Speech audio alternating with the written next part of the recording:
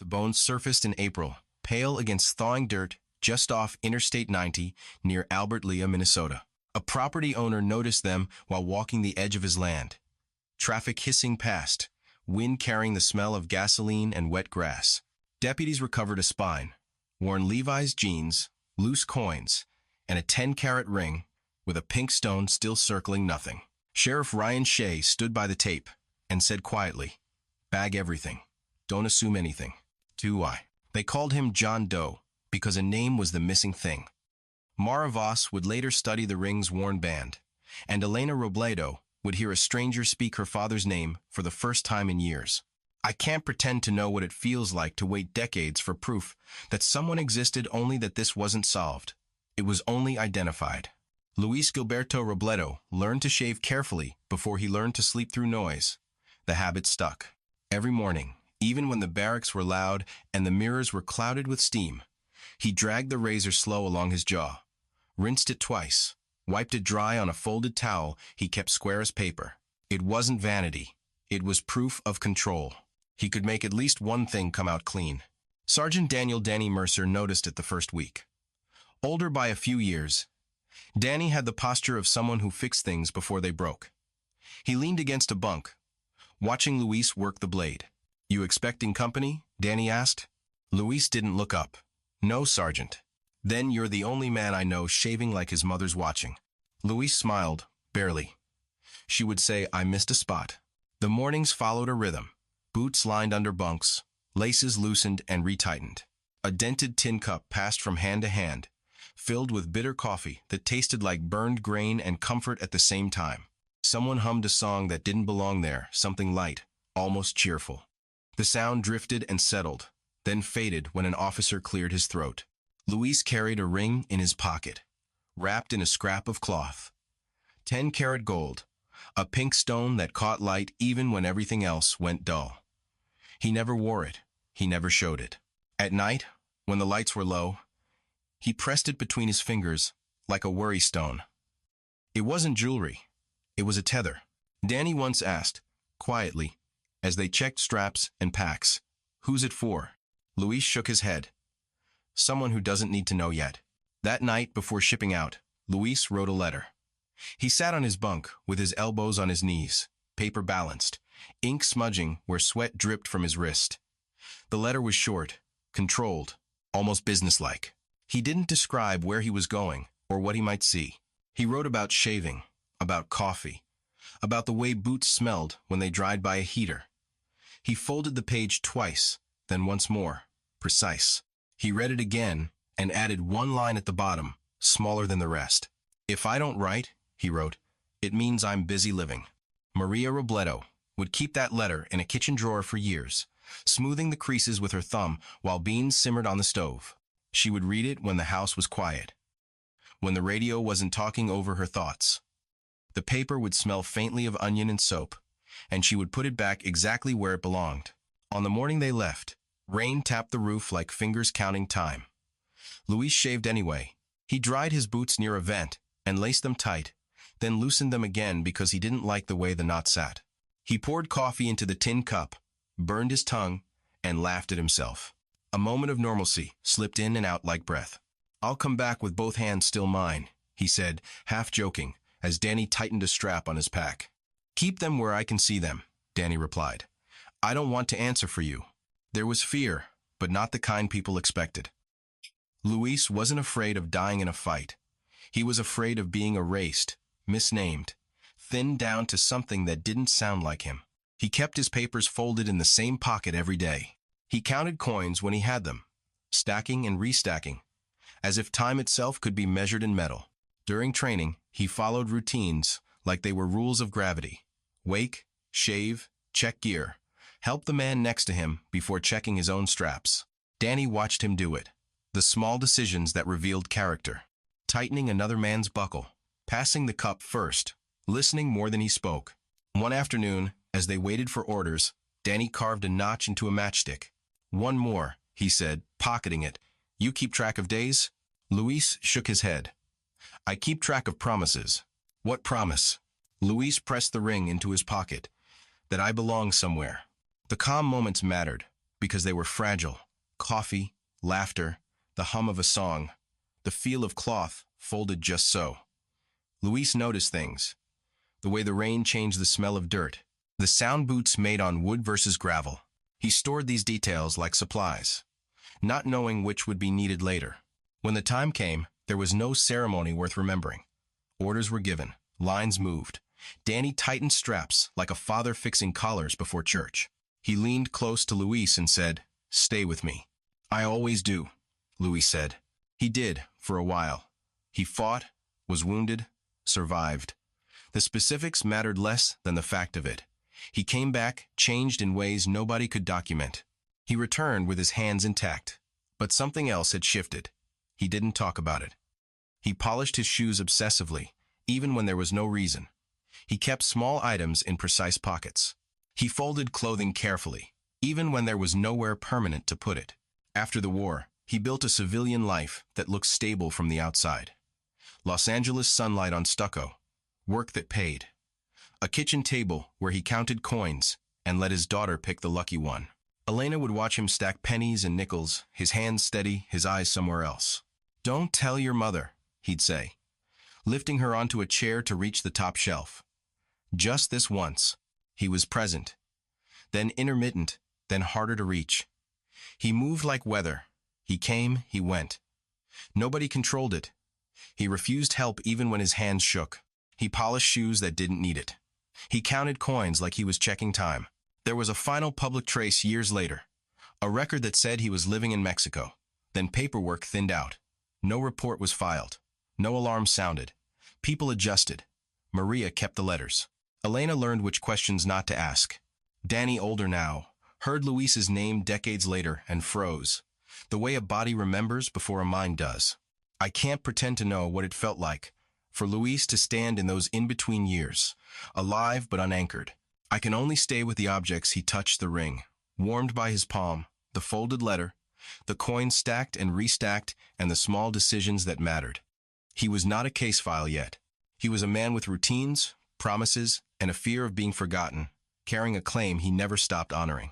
Luis Gilberto Robledo came home from the war alive, and for a while, that seemed like the end of the story people wanted.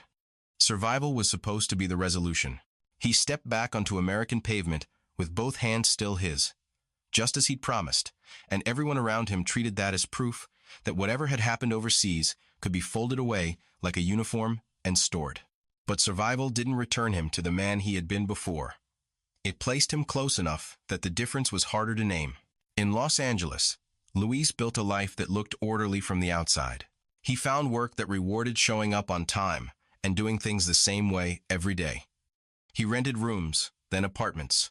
He learned which streets felt safe to walk at night and which cafes let you sit without asking questions.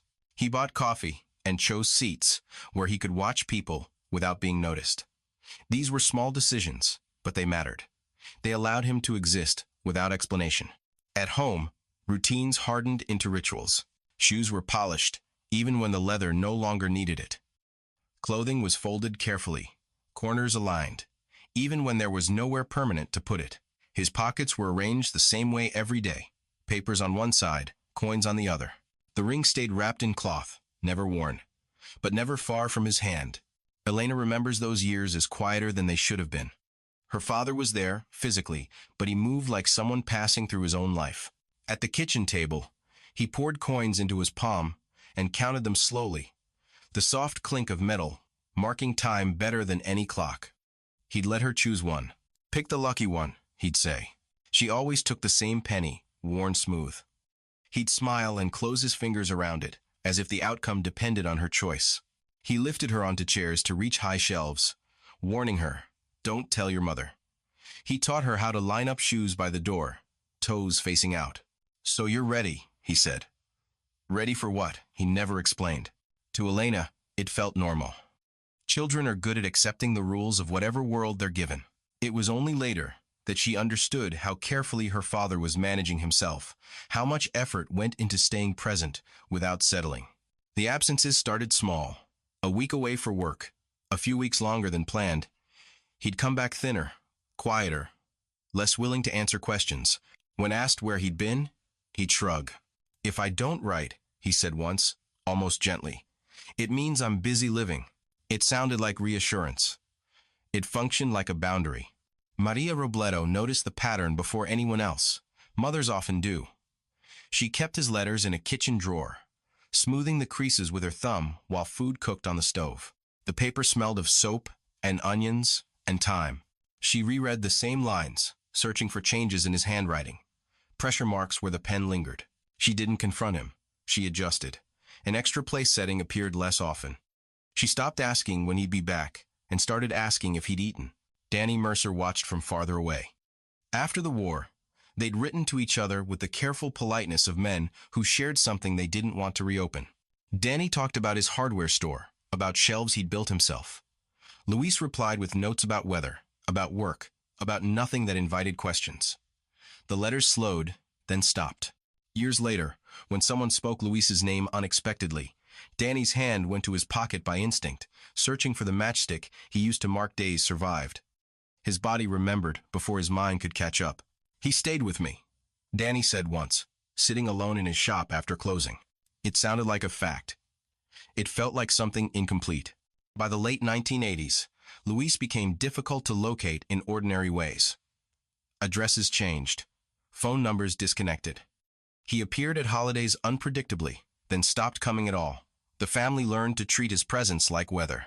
He came, he went. Nobody controlled it. Talking about it only seemed to make it worse. Elena learned which questions tightened his jaw and which ones made him reach for his coffee cup and polish the rim with his thumb. She learned to avoid saying his name at family gatherings, not out of anger, but to keep the room steady. It was a small habit that revealed character hers as much as his. In 1990, a public record surfaced that placed Luis in Mexico. It wasn't dramatic. No phone call, no knock on the door, just a line of text that suggested he was alive somewhere else. The family took it as confirmation of what they already believed, that he had chosen distance, that he was still moving under his own power. No missing person report was filed. No one stood in a police station saying, "This is the last time we saw him." There was no moment when absence became official. Life simply rearranged itself around the gap, like furniture shifted to make room for something no one wanted to name. Elena carried that adjustment into adulthood. She kept a handwritten address book even as everyone else switched to phones, crossing out names carefully instead of tearing pages out. She promised herself she wouldn't hate her father. She told herself that if he wanted to be found, he would be. "I didn't think searching would change anything," she would say years later. "I thought it would just make it louder." Luis, older now, lived quietly wherever he landed. He followed the same routines: coffee, folding clothes, counting coins, sitting where he could observe without being drawn in. These weren't the habits of a man staging a disappearance. They were the habits of someone managing each day, trying to stay oriented. Why Mexico remained unanswered. Work opportunities perhaps, familiar language, distance without erasure. It may have felt safer to move than to explain why. Staying never quite worked. Paperwork becomes heavier with age. So do questions. The war hadn't killed him, and that fact complicated everything. People expect war to be the explanation. When it isn't, there's less patience for what comes after. Luis wasn't lost in combat. He was lost in peace, where there are fewer forms to fill out and fewer witnesses to testify on your behalf. Danny thought often about a moment he'd never shared. Normandy. Luis wounded, insisting another man be carried first. Danny remembered Luis pressing something into his pocket afterward, quick and private, like he was hiding a fear. At the time, it looked like courage. Later, it felt like a pattern always deferring his own claim. Maria kept the letters until her hands ached. The drawer opened and closed thousands of times. The routine became a form of waiting that reshaped her days without announcing itself. I can't pretend I know what it felt like to live with a father who slowly thinned out of your life without ever slamming the door. I can only stay with the objects. Elena kept the photograph tucked into a cookbook, the address book with careful crossouts, and the rules she learned to survive that kind of quiet. Ask less, expect weather. As years passed into decades, Luis became harder to confirm in any official sense. Not dead, not reported missing. Just present enough in memory to resist closure, absent enough in records to evade certainty. The gap years formed a second puzzle, quieter than the first. Not how he died, but how someone could survive everything and still drift beyond the edges of being accounted for. Somewhere, an older man kept his pockets arranged, his ring wrapped, his shoes polished, moving through ordinary places without leaving a trail loud enough to follow. In April 2015, spring came late to southern Minnesota. Frost still held the ground in patches, and the grass along Interstate 90 looked flattened and tired, pressed down by months of snow and the constant wash of passing air from trucks. A property owner walked the edge of his land near a busy gas station, following a habit as routine as checking a fence line. Something pale caught his eye near the ditch, too smooth to be rock, too curved to be debris. He stopped. He bent closer. He stepped back. "Hey," he said later, voice low when he called it in. "I think you need to come see this." Deputies arrived with measured movements. Traffic hissed past, close enough that conversation had to pause between waves of sound. Sheriff Ryan Shea stood near the shoulder, boots sinking slightly into thawed dirt, and watched as technicians worked their way through the grass. Skeletal remains surfaced piece by piece. A spine, fragments of ribs, long bones aligned the way gravity leaves them when no one intervenes. Nearby, personal items clustered as if they had been placed, not scattered. Levi's jeans, worn but intact. Stafford underwear. Mario de Girard loafers. The leather cracked at the creases, toes pointing toward the road. Coins lay in the dirt, dulled by time, but readable dates spanning from 1965 through 1992. And a ring, 10-karat gold, pink stone, still closed in a circle. "No obvious trauma," one tech said, careful with the words. Sheriff Shea nodded, eyes on the ring. "Bag everything," he said. "Don't assume anything." The case entered the system the way thousands do. An evidence number. Photographs. Measurements taken with gloved hands and quiet voices. The remains were estimated to belong to a man between 40 and 55 years old. It was an educated assessment, based on bone density, wear, proportions. The estimate felt reasonable. It felt solid. It was wrong. That age range shaped everything that followed. Search filters narrowed. Databases excluded. Families who might have recognized the clothing or the ring were never asked because their missing person didn't fit the frame. Someone's father became unfindable because his bones looked younger than his life really was. They called him John Doe. The name became a placeholder, a way to move forward without pretending to know who he was. Sheriff Shea gave careful statements to the press. "We're asking anyone with information to come forward," he said, steady and cautious. Privately, the years bothered him. The location bothered him more. 100 feet from a major interstate. Close enough to traffic that someone could have seen him. Close enough that someone might have decided not to look. Caleb Norn, a Bureau of Criminal Apprehension evidence handler, cataloged the items with meticulous care. He kept a private notebook of cases that didn't sit right. This one earned a page. He sketched the ring, noting the pink stone, the wear on the band. "Why keep it?" he murmured to himself. "Why not sell it?" The clothes were ordinary, almost deliberately so. Nothing flashy, nothing that drew attention. They suggested a man who blended in, who chose items that wouldn't mark him as memorable. If he hadn't been robbed, why was the ring still there? If he'd been passing through, why stop here? The case stalled the way many do. Leads dried up. Time passed. The ring stayed in evidence, photographed, measured, returned to storage. The coins were logged, their dates noted as an oddity, but not a breakthrough. They suggested a life that stretched past the early 90s, but the decomposition suggested something shorter. The contradiction sat unresolved. Years later, Mara Voss encountered the case file, not because it was active, but because it wasn't. She worked late after her son went to bed, cold coffee forgotten on her desk. Her small notebook filled with hand-drawn family trees and circled surnames lay open beside her keyboard. She paused on the photograph of the ring. "It stayed," she said aloud, alone, in her office. Why did it stay? Mara collaborated with the DNA Doe project, taking on cases that traditional methods had exhausted. She wasn't drawn to spectacle. She was drawn to what lingered. The personal items disturbed her, not because they were unusual, but because they weren't. They felt chosen, maintained. She called Sheriff Shea. "The age estimate," she said. "How confident are we?" "As confident as we can be," he replied. Then, after a pause, But it's been wrong before. Mara pushed. DNA extraction from the remains was possible, though degraded. It took patience, weeks of waiting, rechecking protocols, printing the same forms 3 times because her hands shook when it got close. Caleb handed over what he could. I always thought he was older, he said quietly. Those shoes, the way they're worn. In April 2015, the upload happened. Within a day, close matches appeared on both maternal and paternal lines. Not distant fourth cousins. Closer. Uncomfortably close. Mara stared at the screen. That's not 45, she said. That's someone's grandfather. The family tree formed quickly, pointing to El Paso, Texas. A man born in 1923. The case flipped in a matter of hours. The middle-aged John Doe was suddenly an elderly man, a father, a veteran. Confirmation came through a child's DNA comparison. Mara made the call herself. Elena Robledo? She asked, voice careful. Yes, my name is Mara Voss. I'm calling about your father. There was a pause long enough to feel like a held breath. You can say his name, Elena said finally. It's Luis. Mara closed her eyes. Triumph rose and fell just as fast. Because a name was a door, not the whole house. Identity explained who he was. It did not explain how he ended up beside a highway in Minnesota. Elena listened as facts replaced years of uncertainty.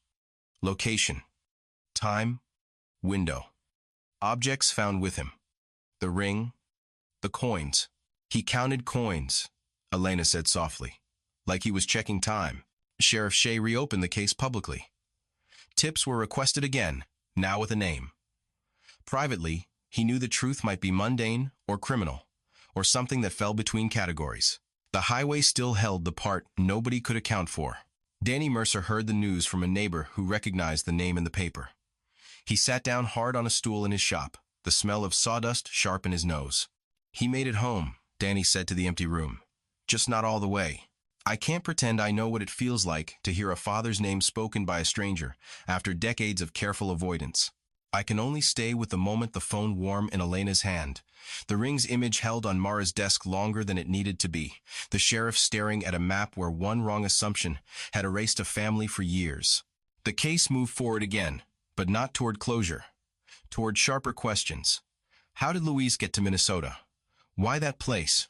Why so close to traffic, yet unseen? The discovery had not simplified anything. It had only made the cost of being wrong visible. John Doe was gone. Luis Gilberto Robledo was back. And the distance between those two facts felt heavier than before.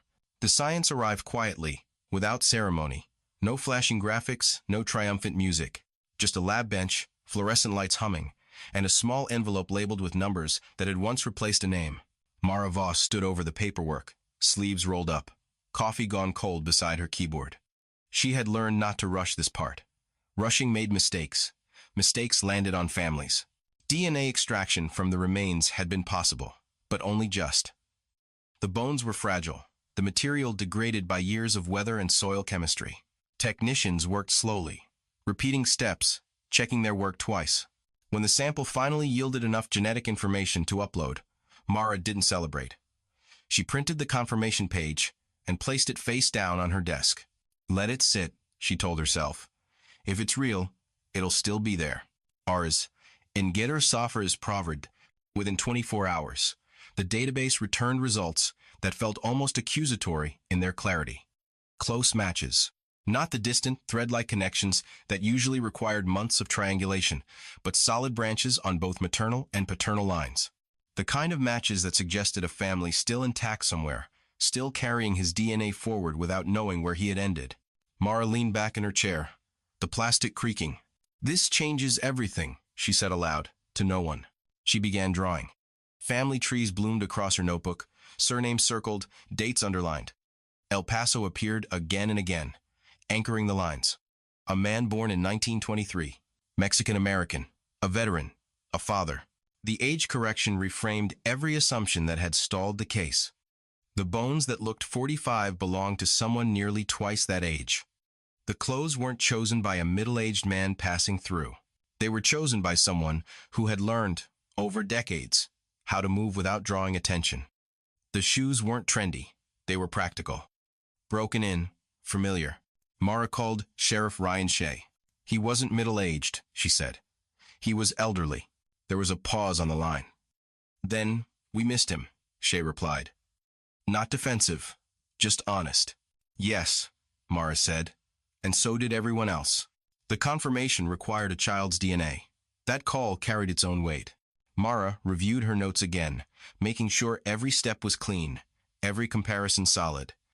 She had promised herself she would never make the wrong call to the wrong family. That fear never left her. She dialed. Elena Robledo? Yes. My name is Mara Voss. I work with forensic genealogy. I'm calling about your father. Elena's kitchen was quiet when she took the call. The refrigerator hummed. A cookbook lay open on the counter. A photograph tucked inside without her noticing. She hadn't heard her father's name spoken by someone outside the family in years. You can say it, she said. It's Luis. The name settled between them, heavy and precise. Mara explained the process slowly. DNA, matches, confirmation, location, time window. She described the personal items, choosing her words carefully. There was a ring, she said. Gold, pink stone. Elena closed her eyes. He kept it in his pocket, she said. He never wore it. Himself? That detail landed harder than any chart or statistic. It wasn't something databases captured. It was a human habit, preserved across decades. The official confirmation followed. Luis Gilberto Robledo, born 1923. Veteran. Father. The case file updated. The placeholder name replaced. John Doe disappeared from the paperwork, but nothing else resolved itself neatly. The narrow death window, roughly 2000 to 2012, raised more questions than it answered. How had Luis traveled so far from Texas, California, and Mexico? Why Minnesota? Why a stretch of land designed for passing through, not staying? Caleb Norn revisited his notes, flipping back to the page he'd kept on the case. He studied the sketch of the ring again. He kept it, Caleb said to Mara when she stopped by the evidence room. All that time, whatever happened, he didn't let that go. Mara nodded. That's not accidental. Sheriff Shea pushed for tips once the name was released. Press conferences resumed, this time with specificity. He stood at the podium, voice steady, the map behind him, marked with a small red circle near the interstate. We're asking anyone who may have known Luis Robledo, he said, or who remembers seeing an older Hispanic man in that area, to come forward. Privately, Shea understood the limits of that appeal. Memories fade. People convince themselves that what they saw didn't matter. A man sitting near a gas station, resting. A figure walking slowly along the shoulder. It's easy to decide not to intervene. Danny Mercer heard the confirmation sitting in his hardware store, radio low. He gripped the counter, knuckles whitening. Born 1923, the announcer said. Danny exhaled. He was older than all of us by the end, he murmured. And he still carried everyone. He thought back to Normandy, to Luis wounded, insisting another man be carried first, to the way he'd pressed something into his pocket afterward. Danny had assumed it was pain. Now he wondered if it had been resolve. Elena faced the practical aftermath with a kind of numb focus. Paperwork arrived in envelopes thicker than they needed to be, forms to sign, decisions about burial, the strange intimacy of claiming remains she hadn't touched in decades. At the funeral home, she stood over a closed coffin, her hand resting on the polished wood. It felt unreal, like touching a stand-in. I don't know how to do this, she said quietly. The director nodded. Most people don't. She thought about the last clear memory she had of her father. Him polishing shoes at the kitchen table, counting coins in his palm, refusing help even when his hands shook. She realized those weren't signs of withdrawal. They were signs of someone trying to stay oriented, trying to mark time. Mara closed her file when the identification became official, but she didn't clear her desk. The image of the ring stayed pinned above her monitor longer than protocol required. Her son, Elliot, wandered into her office one evening, rubbing sleep from his eyes. Did they know they were missing? He asked, the question he always asked. Mara hesitated. I think he knew, she said. I don't think he knew how to come back. Ander will dock. Ander will dock. I can't pretend to know what it costs to give a family a name and then leave them with sharper edges than before. I can only stay with the moments, the pen shaking in Mara's hand as she printed the tree again. Elena's fingers tracing the grain of the coffin. Danny standing alone in his shop with sawdust settling around his boots. The science did its job. It opened doors. It returned a name. But it also illuminated the darker human possibilities. That Luis had arrived with someone, or that someone had left him there. That age, language, or paperwork had narrowed his options until the shoulder of a highway felt like the least complicated place to stop. The reconstruction was precise, careful, and incomplete.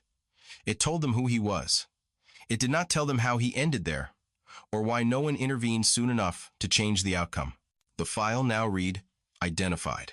The road where he was found remained unchanged, traffic rushing past, the gas station lights flickering on at dusk. The science had spoken. The rest belonged to people, and to whatever choices, missed or made, had carried Luis Gilberto Robledo that far from home. Once the name was restored, everything Elena thought she knew about her father demanded re-examination. Not in sweeping revelations, but in small, sharp fragments that surfaced when she wasn't ready for them. The identification didn't arrive with a narrative. It arrived with weight. She began with objects. At our kitchen table, Elena laid out what she still had. One photograph of Luis in civilian clothes, tucked for years inside a cookbook. An old envelope with his handwriting. Her address book, pages worn thin, where she had crossed his name out and written it again. She ran her fingers over the photo's edge, feeling the soft curl of paper that had been handled too often. He polished his shoes like they were a job, she said to no one. The room quiet, except for the clock, even when he barely went anywhere. Memory rearranged itself. Moments she dismissed as quirks now felt like signals. The way he counted coins in his palm, slow and deliberate, as if checking time against something only he could see. The way he refused help even when his hands shook, insisting, "I've got it," through clenched teeth. The way he sat where he could see exits, windows, people passing. Elena realized she'd mistaken discipline for distance. What looked like withdrawal might have been containment. When she spoke with Mara again, it wasn't about evidence. It was about meaning. He never threw things away, Elena said. Not small things, not important ones. The ring? Mara replied. Yes, Elena said, especially the ring. Mara studied it again, not as an artifact, but as a message. The band showed wear consistent with decades of handling. The stone was intact, protected. It hadn't been traded.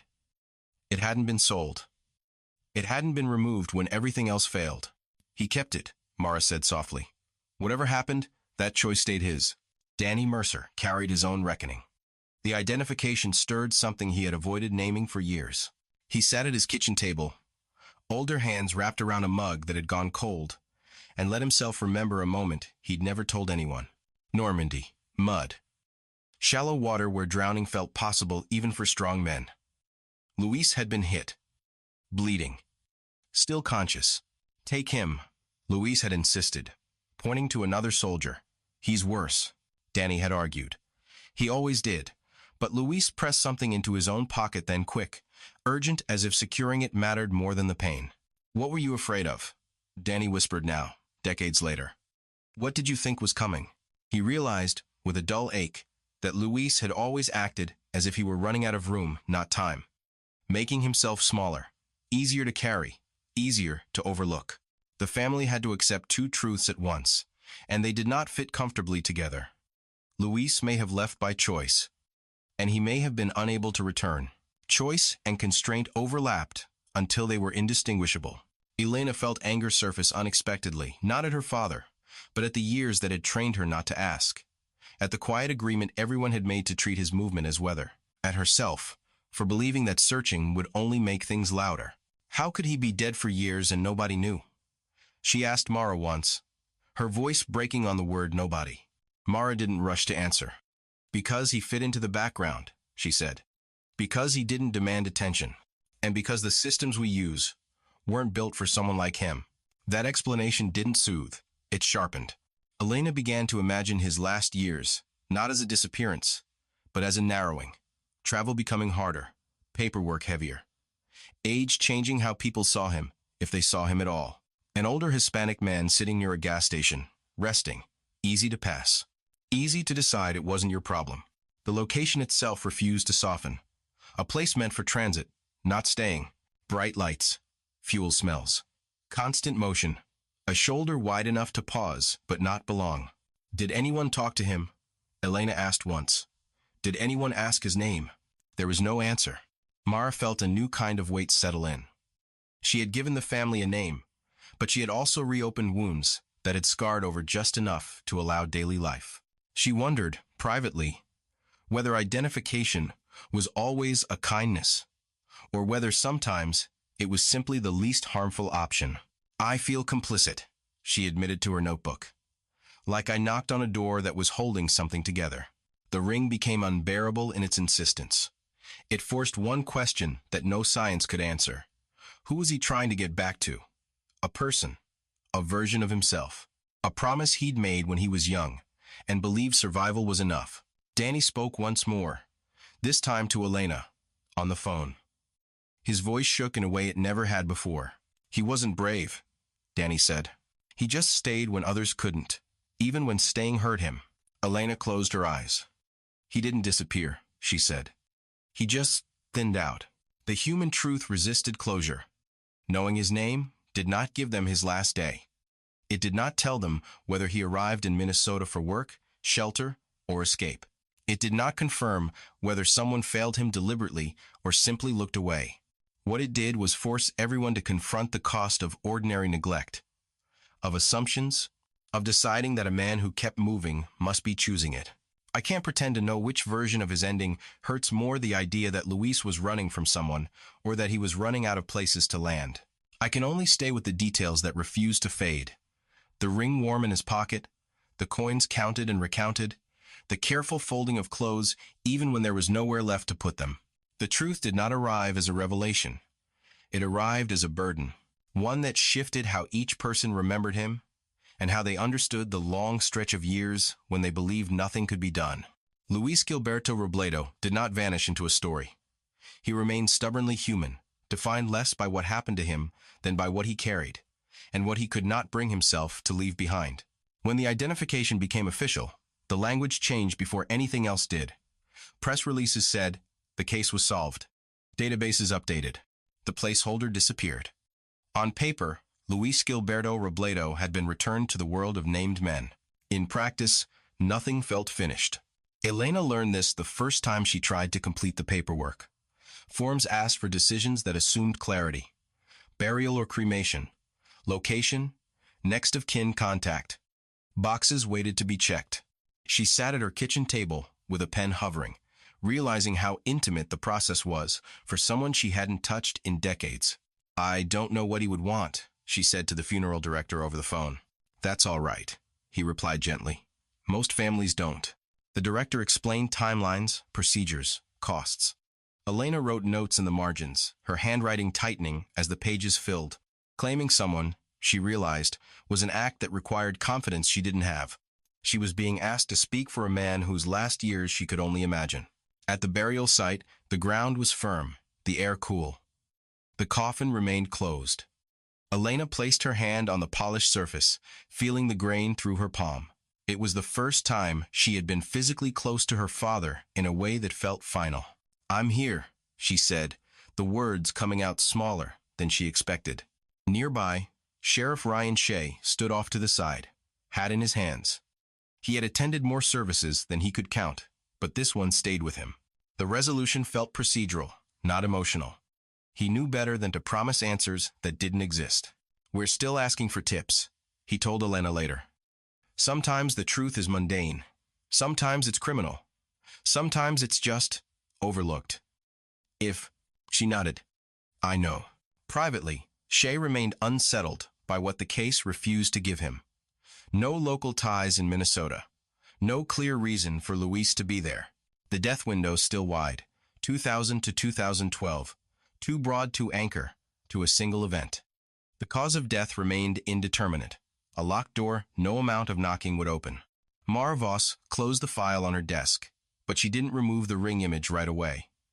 It stayed pinned above her monitor, longer than any other case she'd worked. She told herself it was because it represented good work done. She knew that wasn't the whole reason. One evening, after her son Elliot was asleep, she took the image down and set it face up on her desk. She traced the worn edge with her fingertip. "You stayed," she said quietly. "Whatever else happened, you stayed." She filed the photograph the next morning, but the highway lingered in her mind. She couldn't pass a gas station without noticing the edges, the benches, the shoulders, the places people paused without belonging. She began to see how easily someone could remain unclaimed in spaces designed for movement. Danny Mercer made one last trip to his shop after hearing the burial date. He stood among the shelves he'd built decades earlier, the smell of oil and wood familiar. He took out his old pocket Bible, the one with his wife Joan's note, still tucked inside, and placed it on the counter. "I told her I'd never lie about what I saw," he said aloud. "I just didn't know when to say it. I suppose, He thought about Luis tightening other men's straps before landings, like a father fixing collars. About the way he always put himself second. Danny wondered if Luis had believed, near the end, that disappearing quietly was a kindness, that making himself small spared others from having to decide what to do with him. Elena returned home after the burial and opened the cookbook where the photograph had lived for years. She slipped it back into place, then stopped. This time, she left it out on the counter. The image showed her father standing in sunlight, hands at his sides, shoes polished. He looked like someone waiting for instructions that never came. She began telling her grandchildren about him, not as a figure who left, but as a man who folded clothes carefully and counted coins like time mattered. She said his name out loud again, practicing it until it stopped catching in her throat. "He was here," she told them, even when it didn't feel like it. The ring changed hands once more. Whether returned to the family or held as evidence, it moved for the first time in years. Elena held it briefly, surprised by its weight. It was warmer than she expected. "He never wore it," she said, but he never let it go. That detail, new and small, settled into her understanding of him, not indecision. Commitment without display. Mara recorded the final note in her case log. Identification complete. She paused, then added a second line beneath it, not required by protocol. Identification is not explanation. I can't pretend to know what kind of ending Luis believed he was choosing. I can only stay with what followed. A daughter learning how to claim someone she had learned not to ask about. An investigator closing a file while carrying the image of a roadside in her mind. A fellow soldier, realizing the war had kept one last hold. The public sense of resolution did not change the loneliness of Luis's ending. It did not soften the fact that he spent his last moments close enough to traffic to be heard, yet far enough from attention to remain unhelped. What changed was the weight of that loneliness. It now had coordinates, a name, a place where someone could stand and say, "This is where he was." The questions remained sharper, not fewer. If someone did this to him, are they still alive? If it was an accident, why did nobody find him sooner? If he chose that ending, what did he believe he was sparing his family from? Those answers do not arrive. What remains are the consequences. The way ordinary life can narrow until a man becomes background. The way systems rely on estimates that quietly erase the wrong people. The way waiting teaches families to lower their voices and expectations. Elena keeps the ring in a small box now, not displayed, not hidden.